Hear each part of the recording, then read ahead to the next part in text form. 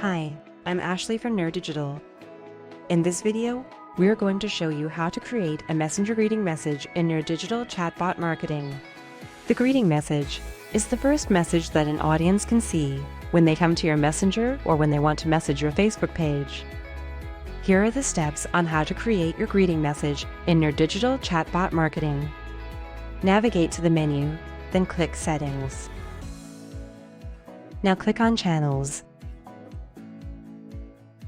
Go to Facebook Messenger, navigate to Greeting and click Edit.